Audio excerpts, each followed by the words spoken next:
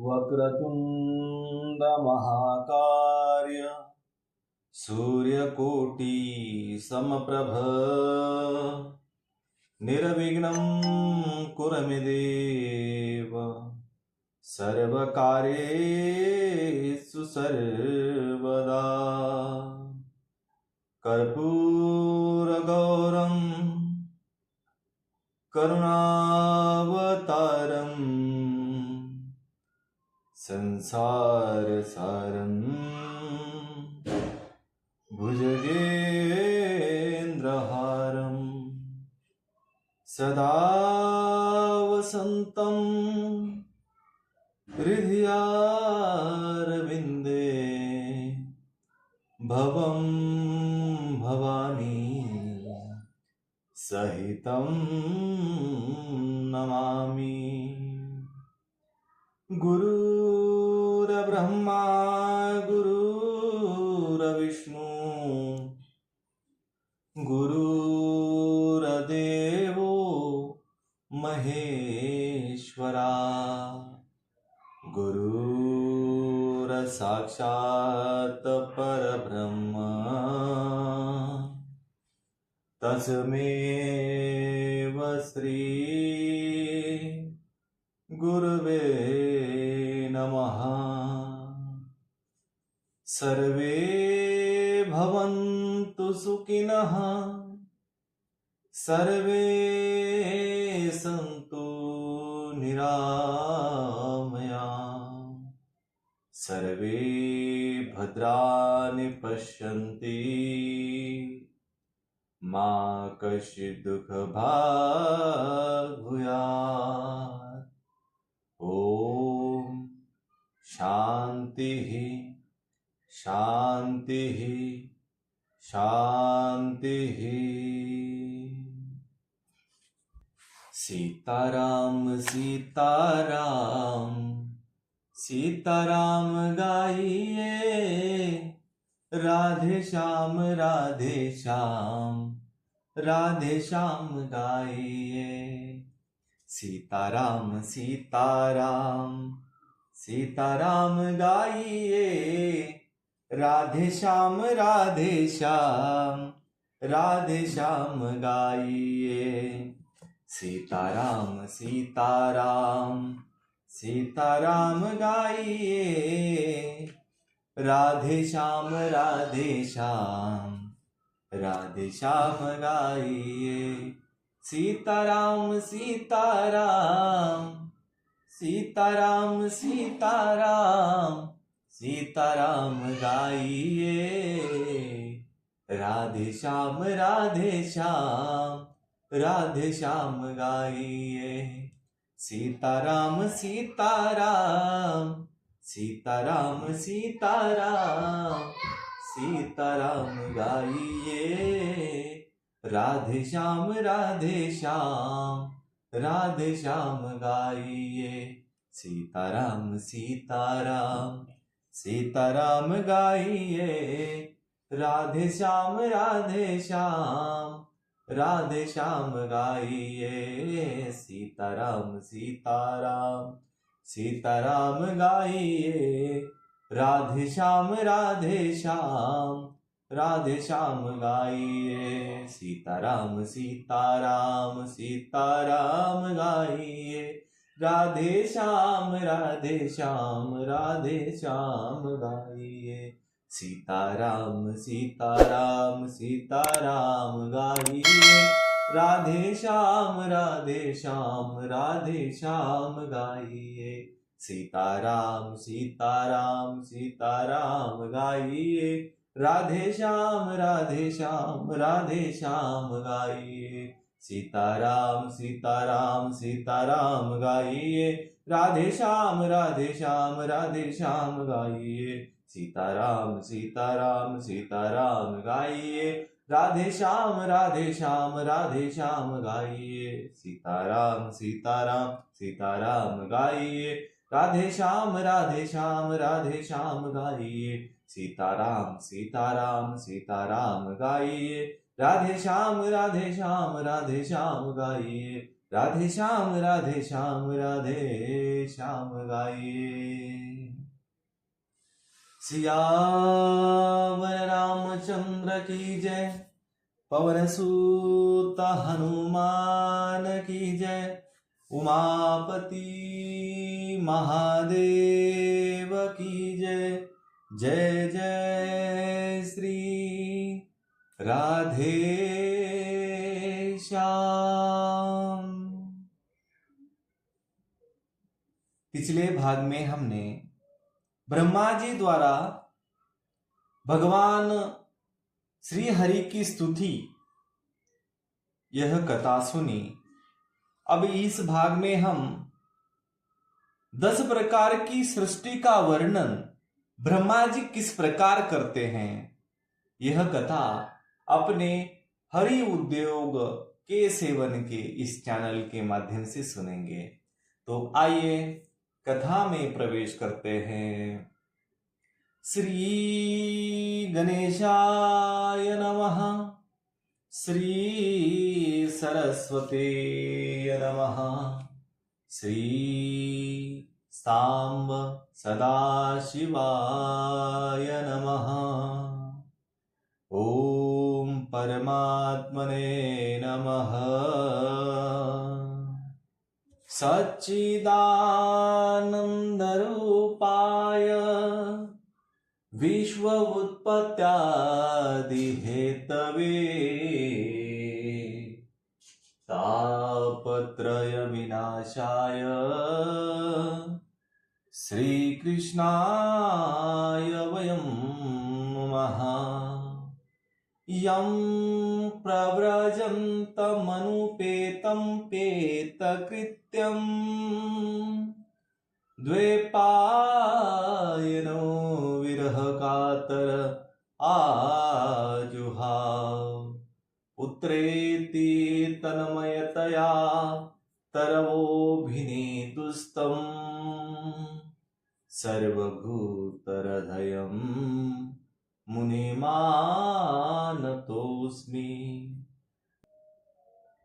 श्री सच्चिदानंद रूप भगवान श्री कृष्ण को मैं कोटि कोटि प्रणाम करता हूँ, जो भगवान सर्वेश्वर परमपिता सबके पिता भगवान श्री हरि नारायण अपने छोटे से छोटे तुच्छ जीवों के लिए बार बार इस धरती पर अवतरित होते हैं।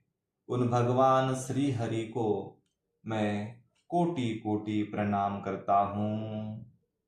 तो आइए कथा में प्रवेश करते हैं।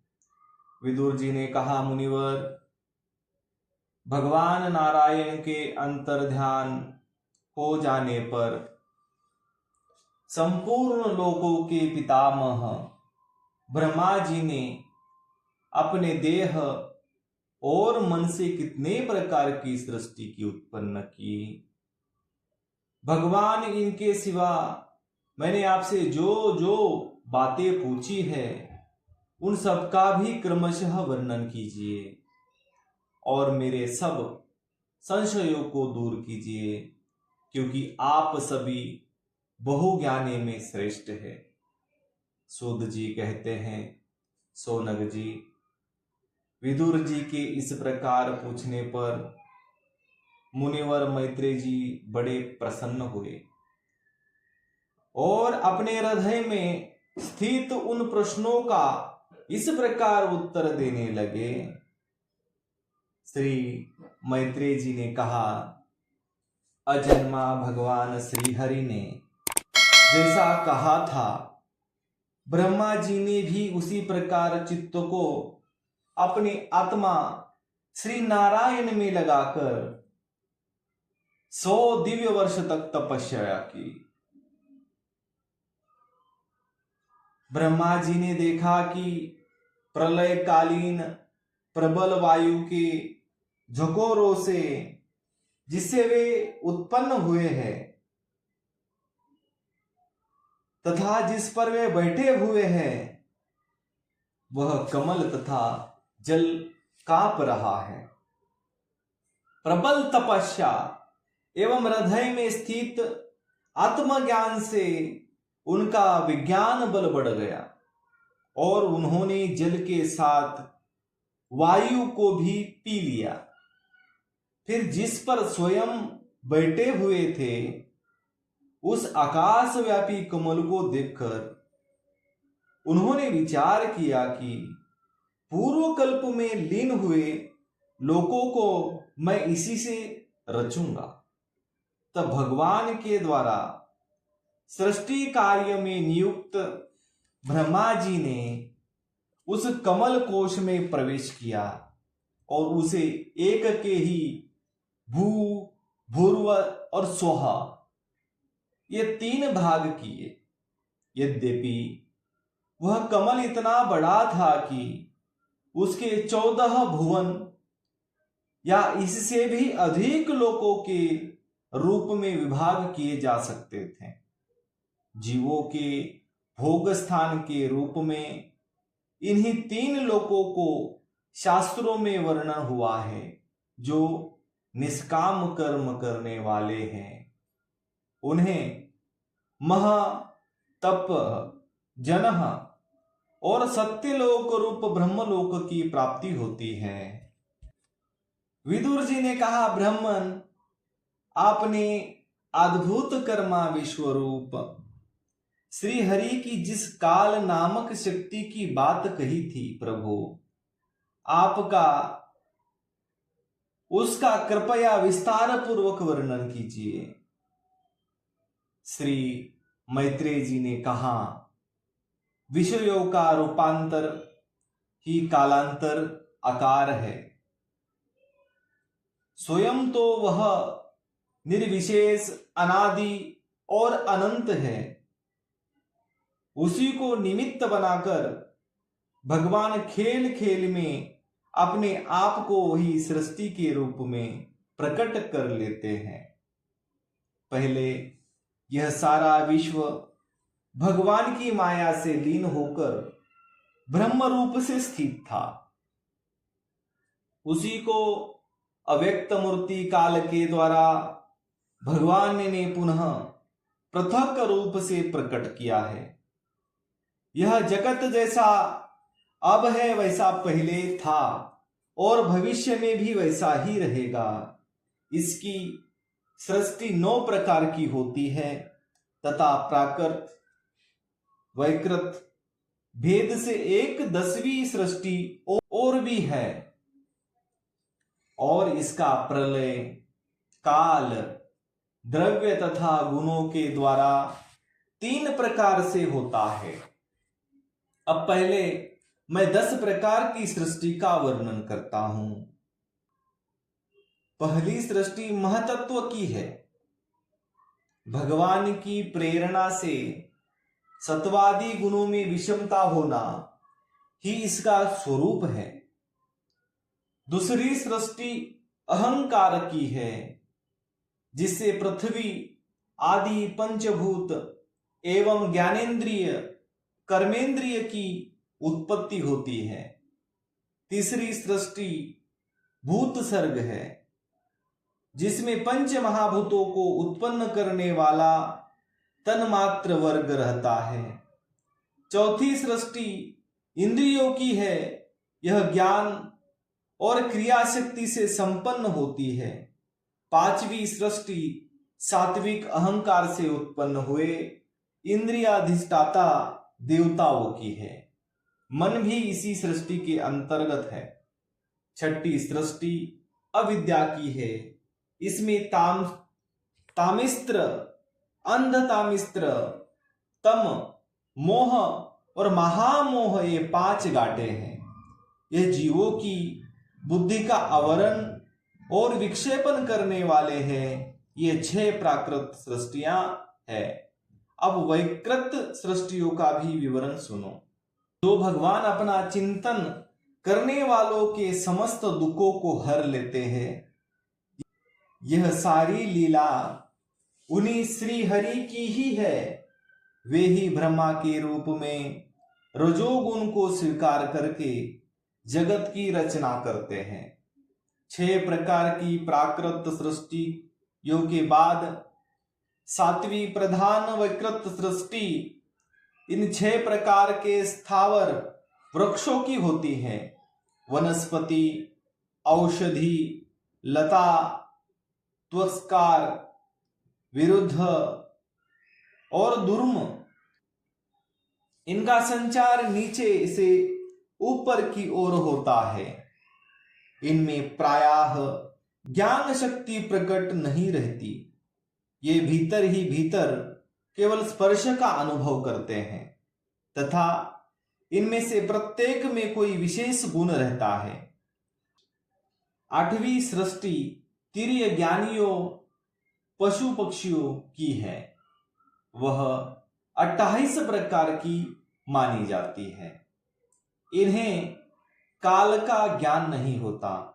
तमोगुनी अधिकता के कारण ये केवल खाना पीना, मैथुन करना, सोना आदि ही जानते हैं। इन्हें सूंघने मात्र से वस्तुओं का ज्ञान होता है। इनके हृदय में विचार शक्ति या दूरदर्शिता नहीं होती। साधु श्रेष्ठ, इन तिर्य को में गो, बकरा, भैंस, कृष्ण मृग, सुअर, नीलगाय, रुरु नाम का मृग, भेड़ और ऊंट ये द्विशफ 2 खुरों वाले पशु कहलाते हैं। गधा, घोड़ा, खच्चर, गौरमुग, गौरमृग, शरभ और चमरी ये एक शब 1 खुर वाले हैं। अब 5 नख वाले पशु पक्षियों के नाम सुनो।